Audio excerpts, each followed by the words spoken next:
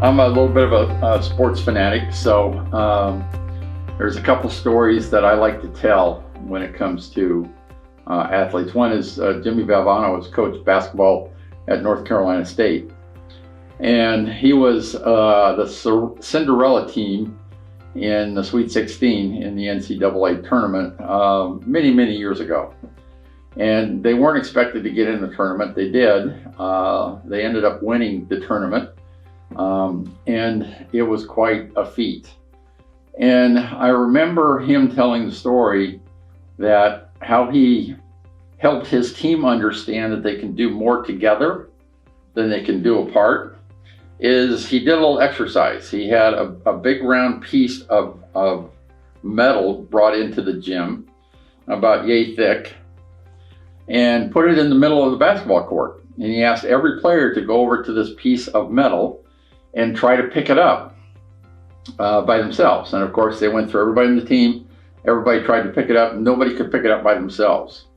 And then he took the entire team, and I think he started with the 5 starters, and had them go and pick up this plate together and ask them to move it to different places on the court. And what he's trying to demonstrate is that individually you couldn't move that plate, but together you can lift it and move it anywhere you want to in the court. And he helped his team to start to believe that they could win the tournament if they worked together and did things together. Now, that's a great example of how a coach turns a teaching lesson into an image. And the image of that story is more powerful than anything else he could teach. And once they latched onto that, they went on to win the NCAA tournament that year. They weren't expected to do that. One of my other favorite stories, since I'm here on the West Coast in the US, is a story of one of the best basketball coaches in the world. And that was Coach John Wooden at UCLA. And in some of the lessons that he taught about leadership, one of the questions he was asked is what's your greatest challenge with the younger players that come in and start playing for you as a freshman? He says, well, they usually come in, they've been given carte blanche in high school to go shoot from anywhere on the floor they want to. They've been the star player. And he says, what I try and figure out what they're best at is I try and meet them where they are, and I try to help them be the best they can be on where they play on the court. And so he knew that there wasn't one single player that was the best shooter from everywhere on the court. So he would get the younger players aside and say, okay, Art, from this position on the floor, when you get the ball, you have my permission to shoot as much as you want. This is your sweet spot. This is where you make most of your shots. He says, but if you go over here, I don't want you to shoot because I have another player on the team who knows how to shoot and gets a higher percentage of makes from that spot on the floor.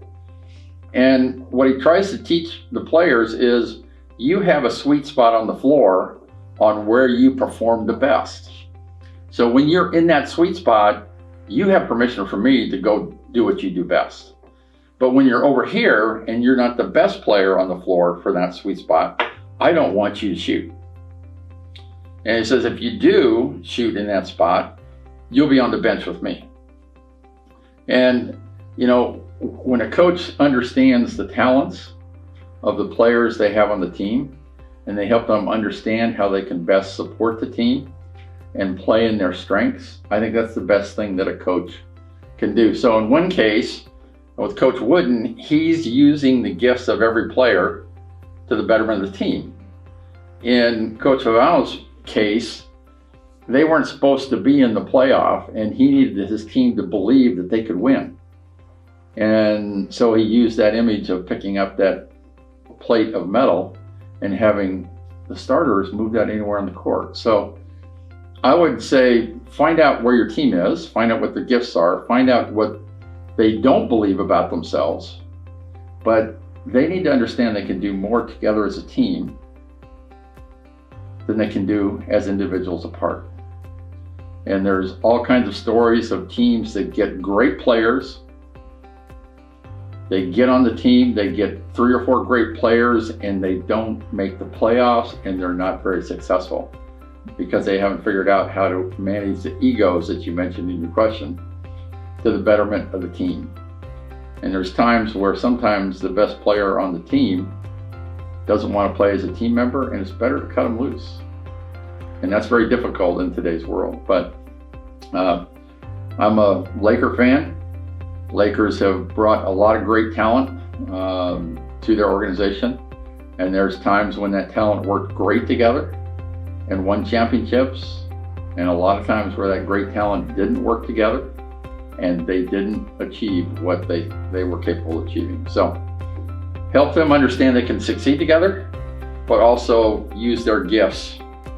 In your case, the hockey rink, you got good defensive players, good offensive players, good goalies. You play them in their strengths and get them to understand that that's where your sweet spot is in helping the team. Great question.